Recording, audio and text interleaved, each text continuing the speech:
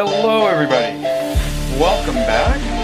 Hello to all my new subscribers, thank you for joining us. We're going to be doing a hybrid leech today. So here you see it's just a jigged leech, and then you see on the front there though, you can also just hook it up like a regular leech. So if you want to go fish a stream instead of still water. So now you have a still water and a, river, I guess you could say, fly, where you can just hybrid. So you don't need 4 flies, you only need 2.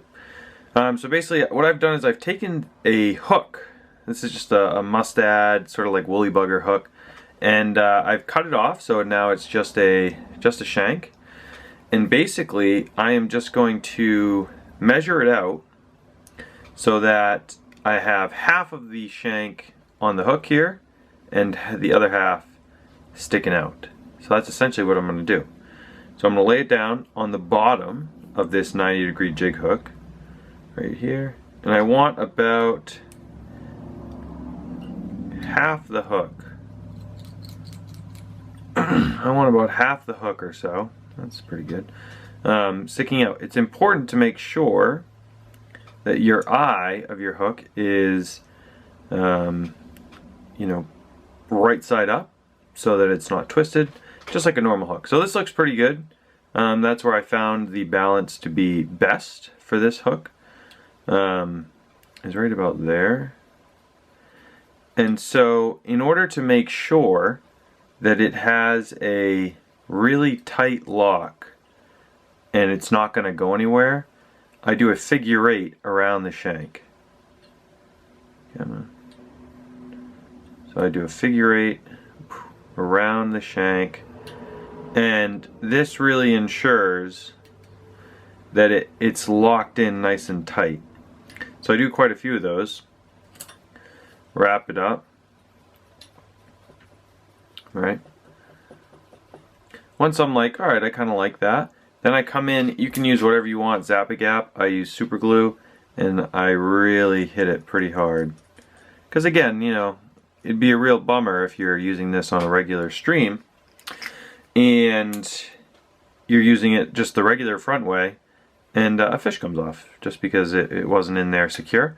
So it's really important to do these wraps, these nice tight figure 8 wraps. It's kind of going in and out, around the post a little bit, and yeah, making sure that it's in there nice and tight. So while that's drying, I kind of move back here towards the tail. I usually start right at about the tip there, and my favorite colors are this kind of greenish, blackish, and black and red, which I think I have one right here. So very, very leechy. So I'm going to do a little different today, but I'll show you how those are made anyway. So first I just start with the marabou feather, and I like pretty short tails. Right, something like that. I actually just had a discussion with Nate from NW Fly Co. And we talked about tails a little bit and how a lot of people really tie too long of tails. Myself probably included. I probably tie some that are too long. But anyways, so a nice little tail.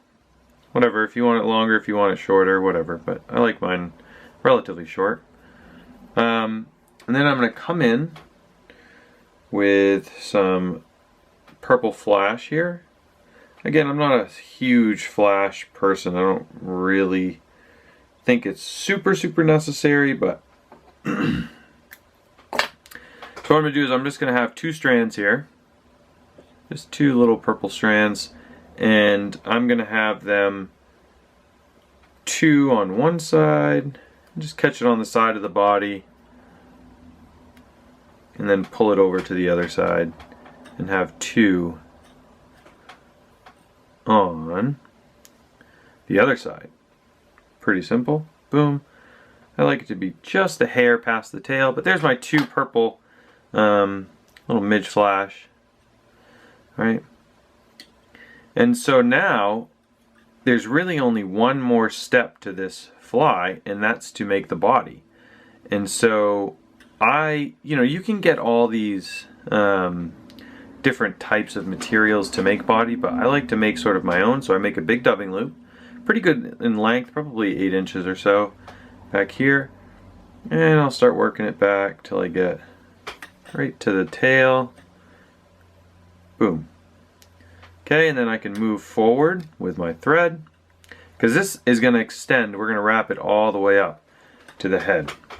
And so I am going to do a custom mix of purple Senyo laser dub and then just some traditional black that I have. So I'm going to mix that up for you, and you'll see kind of what it looks like in just a few seconds. Alright, so here's what we got. There's some nice purple and black. It's just kind of a purpley black mix, and it's going to mix probably 60-40, 40% purple, 60% black. So what I'm going to do is I'm going to use pretty much my whole dubbing loop here, and I don't want it too thick, so try to space out the material as best you can. If it's too thick, it'll be difficult to brush out once we have kind of done the wrap. So make sure that you're using some decent spacing. So this is kind of what I'm working with, just a nice little dubbing loop here, and we're going to twist that up. Okay, twist that up. Wish I had a better dubbing loop tool with me, but I don't. And so we'll give it a good twist, careful not to get caught. So you get this kind of mess, and don't try to twist it all at once. What I do is just kind of twist it a little bit, brush it out a little bit, twist it a little bit, brush it out a little bit. You know, there's no rush here. Take your time. Take your time. One more twist, and then I'll really give it a good brush. So, what I'm going to start, kind of clear it up here, is make sure I could use a little brush. And as you're brushing, there we go. There we go. As you're brushing, you know, and you're wrapping, there is no need to have touching wraps. Alright? You can kind of do open wraps if you'd like. Oops. Don't want to hit my camera. Especially this one because it's so bulky. So I just kind of pull it back as I move forward, and we'll brush it out again just to make sure that we don't have any gaps. Make sure you miss the eye there, the eye pointing up, and I'll get right behind this bead. Kind of try to do a tight wrap behind the bead. That way it's nice and full all the way to the bead. That looks pretty good. Tip: when you get this last little bit here, don't cut it directly. What you really want to do, sort of just glide your scissors in between it, and it will allow you to actually pull it out, so you won't have this really defined like cut at the top. If you kind of just rock your scissors back and forth, it allows you to sort of fray that material, and it looks much better, I would say. So alright, so now once you're done with the thread, I mean, that's really it. You can add some more flash at the front if you want, but I don't think it's really necessary. So I'm just going to whip finish real quick, and then we come to sculpting and brushing. Right, so we are going to just brush everything out, pull it all back, brush it forward, really go to town here. Your tail might be caught in some fibers, so make sure that your tail is still nice and fluffy. All right,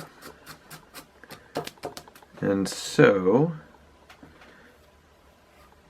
there we go, that looks pretty good. I have some fibers down here that I think are a little long, so I'm just going to cut them a little bit. I mean, it's okay to sculpt, don't be afraid to sculpt.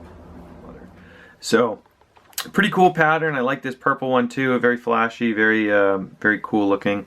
pattern that definitely works. So thank you for watching, all my new subscribers. I'm going to try to do a little more consistent on the YouTube channel, maybe once every 2 weeks with a new fly pattern that either I've come up with, seen, or kind of the traditionals in Maine or New England or something.